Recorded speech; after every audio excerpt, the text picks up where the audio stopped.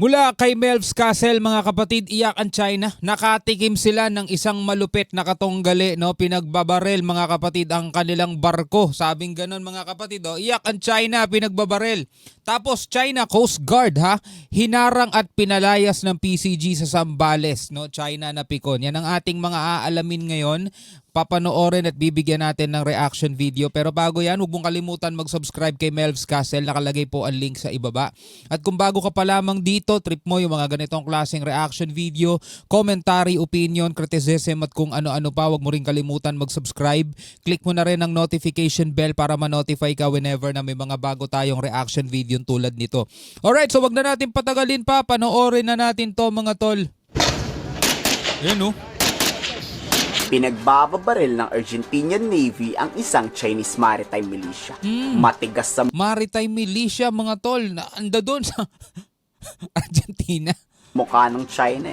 Noong una kasi nasa labas lang to ng exclusive economic zone ng Argentina. Pero may isang makulit at naglakas ng loob pumasok. Nagbigay na noon ng direktiba ang Argentinian President sa kanyang militar. Pagbabarilin nyo yan o palubugin nyo ang barko ng China pag hindi lumayas. Oh, basahin natin. Argentine President Javier Milei has vowed, no, to defend Argentina's sovereignty against communist China, rejecting any attempts to exploit the country's natural resources, mga tol. Talagang mahilig maghanap ng resources ton China, mga tol, at nakakarating sila sa ibang exclusive economic zone. The Argentine Navy has detected a massive presence of Chinese fishing militia vessels near Argentina's exclusive economic zone. Iisi ng Argentina, mga tol, with estimate exceeding 300 vessels, grabe, napakarami, operating close to the 200 nautical miles limit. No, so malapit pa, hindi pa sila pumapasok, mga tol, sa EEZ ng Argentina niya, na-detect na sila.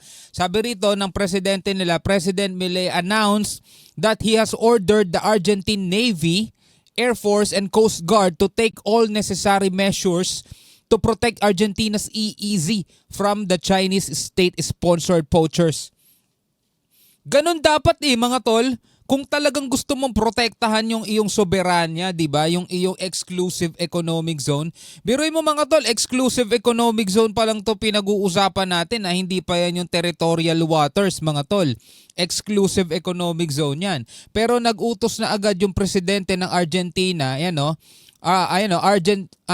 ordered the Argentine Navy and Air Force and Coast Guard to take all necessary measures. Gawin lahat ng kinakailangang gawin para protektahan ng Argentina's EEZ o Exclusive Economic Zone laban dito, mga tol, sa nagdatingang nasa 300 vessels operating to the 200 nautical miles Exclusive Economic Zone. Dapat ganon din sa Pilipinas, mga tol. Problema, mga kapatid, nasa loob na sila mismo ng EEZ natin at tayo mismo na yung pinapalayas. Nagmatigas tong kumag na to. Oh. Pinagbantaan muna at niradyohan pero ayaw pa rin lumayas. Nakatikim sila ngayon ng matinding bansa. Ayun, pinagbabaril na.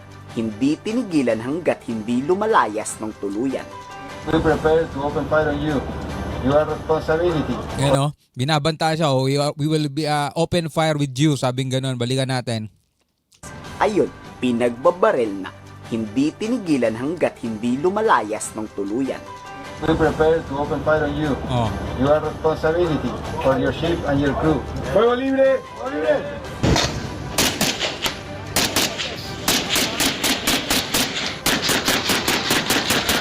Nakatikim, mga tol. Kulit kasi.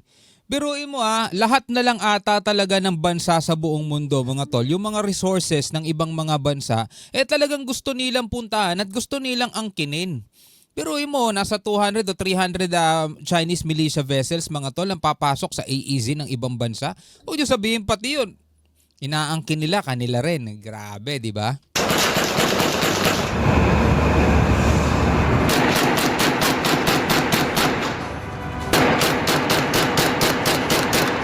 Sana ganyan din gawin ng Philippine Navy o Philippine Coast Guard.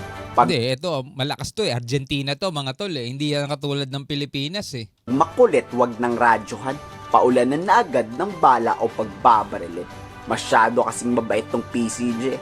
Tulad ngayon, tignan nyo, kuha to kahapon ng Philippine Coast Guard. May isang Chinese Coast Guard na nagbabalak na namang pumasok sa Zambales. Anong ginawa ng PCG? Binuntutan, tinabihan at narangan lang. Oo, matagumpay namang napaalis pero babalik din yung mga yan pustahan. O, di ba dito sa Pilipinas mga tol, napakalapit ng nararating nila. Umaabot pa nga sila ng 34 nautical miles mula sa dalampasigan natin mga tol ha. Samantalang sa Argentina mga tol, pumasok yung isang barko ng China sa EEZ. Ayun na agad, nagutos ang presidente na gawin lahat ng nesesaryo kinakailangang actions para mapalayas o para maprotektahan ng kanilang EEZ. Inutusan ng Navy, inutusan ng Air Force, inutusan ng Coast Guard nila. Protektahan yung kanilang soberanya. At China, akala nila, kaya nila lahat Ayun, nakatikim. Gagawin yan lagi ng Chinese Coast Guard. In accordance with the international and Philippine national law, you are within Philippine Exclusive Economic Zone. Kasi kung puro ganito lang ang gagawin mga tol, wala. Baliwala sa kanila yan. Alam nilang mas malakas sila di ba? Eto sa Argentina, nakahanap sila ng katapat. Ay hindi. Hindi nyo kami pwedeng itulad sa ginagawa nyo sa mga maliliit na bansa. Hindi nyo kami pwedeng itulad sa ginagawa nyo sa Pilipinas. Pasok kayo sa EEZ namin, yari kayo. O yun, pinagpuputukan sila. Your action will affect Philippine-China relations and will be reported to concerned authorities. You do not possess any legal authority to patrol within the Philippine Exclusive Economic Zone. You are directed to depart immediately and notify us of your intention. Your illegal activity will be reported to higher authorities. Over. Pati nga ang RORE o Rotation and Resupply Mission sa Ayungin Shoal matagumpay na rin. Sabi ng Chinese Foreign Ministry, pinapayagan daw tayo ng China. Pero iba yan sa sinasabi ni spokesperson Padilla ng Armed Forces of the Philippines. Hindi daw kailanman magpapaalam ang Pilipinas sa inyo tuwing may RORE mission. O baka naman may US Navy warship dyan sa paligid kaya hindi nang gugulot ng mga Chinese Coast Guard. Hindi, kasi nga nagkaroon ng kasunduan dati, di ba?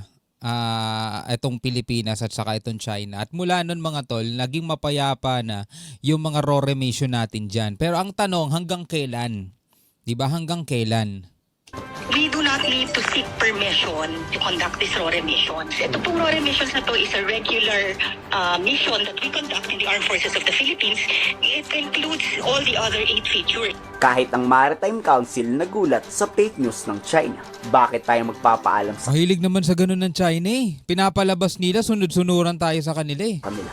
Amo ba natin yung mga Chinese? Ang totoo nga, sila lagi ang scripted Di ba nga ang tawag nila sa mga aksyon na ginagawa natin sa West Philippine Sea, scripted. Di ba? Inuutusan lang tayo ng western country, mga tol. No, lahat ng ginagawa natin ay scripted at written by western country kasi kinukuhanan daw ng western media at pinapalabas dun sa kanila para ipahiya ang China. 'Di ba? Kumbaga inaalasan nila tayo ng sarili nating pagtatanggol sa ating EEZ. Para sa kanila hindi naman totoo pagtatanggol nyo sa EEZ nyo Tinuturuan lang kayo, inuutusan lang kayo ng Amerika Wala daw ganong nangyayari sa hanin ng militar at sa Chinese Coast Guard. Mali naman yon. Actually, walang ganun. Basta part ng provision understanding we will inform them na para hindi magkaroon ng misunderstanding actually. So, walang pagpapaalam, hindi tayo nagpapaalam para ginagawa natin kasi mandato natin to, regular natin ginagawa ito. Kayo sa tingin nyo, gagawin kaya ng Pilipinas ang ginawa ng Argentina? Yun ang medyo malabo pa sa ngayon. Yun ang medyo malabo pa sa ngayon. Pero sana mga tol, dumating ang panahon na kaya na rin nating gawin. Yung ginawa ng Argentina, itong mga ilaw na to, parang mga Chinese militia vessels to Katulad nung binasa natin kanina mga tol, at balikan ulit natin. Ayan Argentine President Javier Milei has vowed, nangako na poprotektahan ng Argentina's sovereignty against communist China, rejecting any attempts to exploit the country's natural resources. The Argentine Navy has detected a massive presence of Chinese fishing militia vessels near Argentina's exclusive economic zone, with estimate exceeding 300 vessels, mga tol. Malapit daw sa exclusive economic zone ng Argentina. Pero yung isa nagmatigas pumasok nakatikim siya mga tol. Sana dumating ang panahon na kaya rin nating gawin yung ganito mga tol. At merong isang presidenteng uupo no, na talagang palalaguin niya ng husto yung kakayanan ng Pilipinas sa loob ng kanyang kanyang termino, ay magagawa na 'yon, 'di ba? At syempre, kahit na gaano katino ang presidente, mga tol, kapag yung mga nangangasiwa ng budget, alam nyo na, mga kurakot, wala ring mangyayari, mga tol. Kailangan hindi kakaltasan yung budget ng ating sandatahan, bagkos dapat dagdagan pa. Malamang mararating natin yung ganitong estado. Anyway, bilang isang Pilipino, ano masasabi mo dyan? Comment ka na lamang sa ibaba. Hanggang sa muli, ako nga pala si Shobal D. Peace out.